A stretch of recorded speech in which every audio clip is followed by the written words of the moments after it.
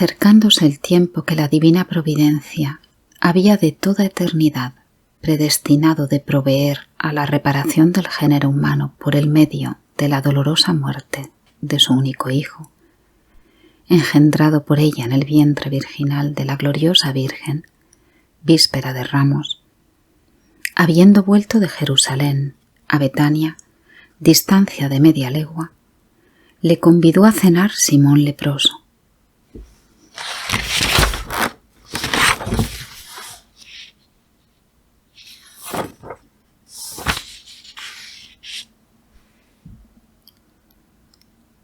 A quien él, poco antes, había sanado de la lepra.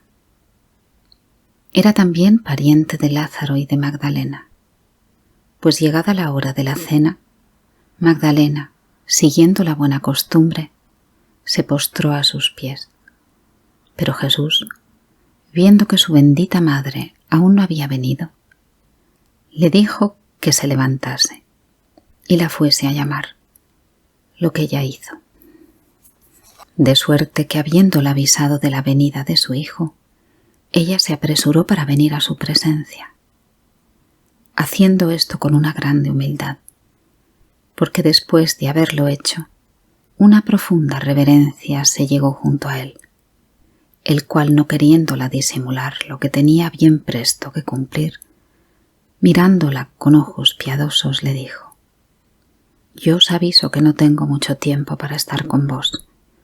Por esta causa, yo me quedaré aquí el miércoles venidero para haceros compañía, porque el jueves yo debo ser entregado en manos de los judíos, a cuyas palabras esta buena y santa señora y todos los demás, señaladamente la Magdalena, entraron en una tal aprehensión que les hizo verter cantidad de lágrimas. Pero teniendo alguna esperanza que por ruegos ellos le podrían revocar y estorbar que no fuese a Jerusalén a tener su Pascua, sino antes en Betania, donde sabían muy bien que los judíos no serían tan atrevidos ni osados de venir a buscarle allí, dieron descanso a sus lágrimas. Luego al instante, el reparador del género humano, levantándose con toda esta honrada compañía, se vino al lugar de la cena, a la cual estaba convidado también Lázaro. El evangelista San Juan lo nombra expresamente en este lugar, por una verdadera confirmación de su resurrección.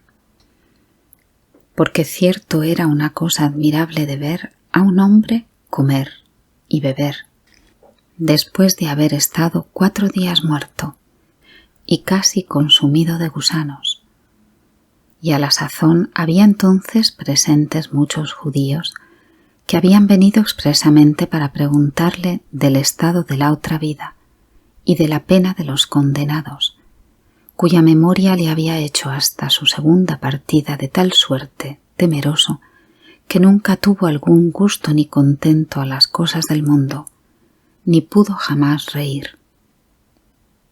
La bendita Magdalena, llena de celo de un amor divino, viendo a su Señor y Maestro todo afligido, tomó un vaso de alabastro lleno de ungüento precioso llamado nardo o nardus, el cual ella rompió sobre su divina cabeza para que con más facilidad se esparciese el dicho olor sobre su persona.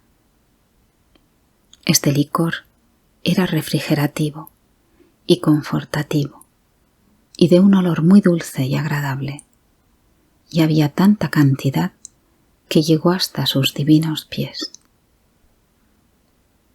Mas con esta obra no se satisfizo, porque se consumía viendo que no los podía tener en su regazo o en sus rodillas para ungirlos a su voluntad, recibiendo no obstante un tal y tan suave olor que su corazón estuvo derretido como la cera con el calor del fuego.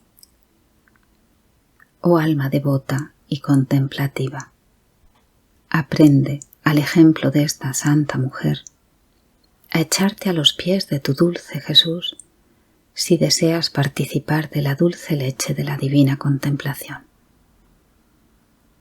Y volviendo a mi propósito, habiéndose el olor de este ungüento dilatado por toda la casa, el malicioso Judas, lleno de avaricia, se puso a decir: «¿Mas por qué este ungüento tan precioso no se vende en 300 reales y se da a los pobres y necesitados?»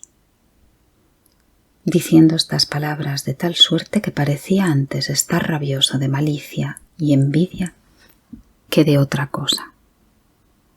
Pero los demás apóstoles, que estuvieron también escandalizados, estaban engañados de una loca piedad de que tal cosa fuese perdida. Y por esta causa, desde luego, este traidor, del despecho que tuvo de haber perdido esta ocasión de robar, determinó de vender la preciosa sangre del Cordero Inmaculado. Mas por todas estas formalidades, la caritativa Magdalena no hizo caso de ello, que fue causa que hizo semblante de no haber entendido nada. Esto nos debe enseñar que por las subsanaciones y burlas de los malos no se ha de tener vergüenza de hacer bien, porque Dios no olvida a los que padecen algo por su amor, como la prueba nos es manifiesta en este caso, el cual, tomando la causa de la Magdalena, respondió excusándola y dijo a Judas: «¿Por qué te escandalizas y alborotas por la obra de humildad de esta mujer? Conténtate sin enojarte más, como sea que tú tengas siempre medios de hacer bien a los pobres, mas cuanto a mi ver, tú no lo puedes hacer porque no me verás más». Y por el mismo modo, volviéndose a los otros, les dijo: «Mas ¿por qué os establecéis murmurando contra la obra de esta mujer? Dejadla, porque no es esta obra de perdición como la estimáis, sino de misericordia, de piedad y de soberana devoción, y esto es una señal de mi sepultura que será bien presto». Y el domingo por la mañana, disponiéndose para volver a Jerusalén, según lo que estaba profetizado de él, su Santísima Madre le dijo con una aflicción lastimosa: «Ay de mí, hijo mío, ¿dónde queréis ir? ¿No sabéis todas las celadas que os acechan? Por esto yo os suplico, muy afectuosamente, tengáis compasión y piedad de mí, y de no precipitaros en este peligro». Del mismo modo los discípulos le rogaban de no pasar más adelante. Y la bendita Magdalena, toda temblando, le dijo: «Señor, por amor de Dios os suplico no ir allá. Ay de mí, no ignoráis cómo de día en día ellos os buscan para daros la muerte, y si vais allá, estarán satisfechos. Oh Dios, cuánto los ruegos de esta santa compañía eran apretantes a quienes no quiso consentir por el gran deseo que tenía de nuestra salud, diciendo por toda resolución que por cumplir la voluntad de Dios, su Padre, le convenía ir añadiendo por confortarla que no la desampararía, antes la tendría de su mano y defendería. Porque volveremos mediante su gracia este día sanos y salvos». Y diciendo esto, comenzó a caminar acompañado de su madre, de otras mujeres y de sus discípulos. Él fue a un castillo llamado Betfagé, cerca de Jerusalén, y de allí envió a 2 de sus discípulos con diligencia para ir a la ciudad, diciéndoles: «Id a Jerusalén, a donde hallaréis en la plaza pública, que está cerca de la puerta, una jumenta atada con su jumentillo, la cual está dedicada al servicio de los pobres. Desatadla y traedla aquí». Los 2 discípulos de quienes habemos hablado, habiendo traído según el mandamiento, tenían la jumenta y la cubrieron con sus mantos para servir a su maestro de silla y jaez, y el Señor subió en ella. Soberbio cristiano, considera aquí, yo te ruego, la grande humildad de tu Señor, que ha hollado por este medio la vanidad del mundo. Mira al Rey de la Gloria sobre una pobre pollina, haciendo su entrada de este modo en Jerusalén. Mira a aquel por cuya autoridad los reyes de la tierra tienen poder y mando sobre sus vasallos, ir a la cabeza descubierta como un pobre siervo. Habiendo llegado cerca de la ciudad, todo el mundo le vino delante, grandes y pequeños, por el gran deseo que tenían de verlo, a causa del grande y señalado milagro de la resurrección de Lázaro, y se pusieron a cantar con toda suerte de regocijo, teniendo en las manos ramos de olivo. Hosana, oh Hijo de David, que es digno de honor y gloria.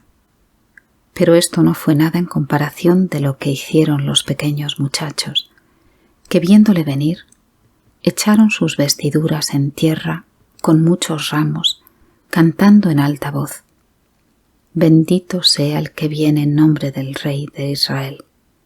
A esta grande alegría y regocijo se juntó bien presto una desolación, porque el Rey de los Reyes, habiendo llegado a la puerta de la ciudad y viendo una tal multitud tan llena de regocijo, se puso a llorar, considerando su ruina y destrucción que estaba muy cerca a causa de su muerte, y mirándola le dijo: Ay, pobre miserable, si tú supieses lo que te ha de suceder, tú llorarías ahora conmigo.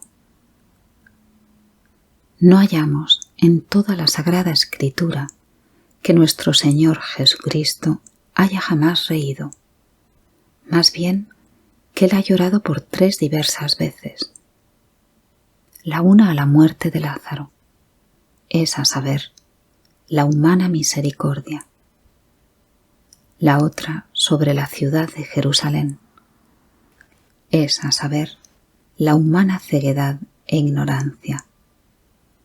La tercera en la cruz, es a saber, la humana culpa y malicia, conociendo que la muerte y pasión, que era bien suficiente para rescatar 1000 mundos si los hubiera habido, no sería provechosa a tantos obstinados y endurecidos, que no pueden hacer penitencia de sus pecados. Y volviendo a nuestro propósito, no hay que dudar que sus discípulos, viéndole allí llorar, no llorasen también, siguiéndole detrás con todo temor y reverencia. Consideramos ahora los efectos de la humildad de nuestro bendito Salvador y cómo están llenos todos de amor.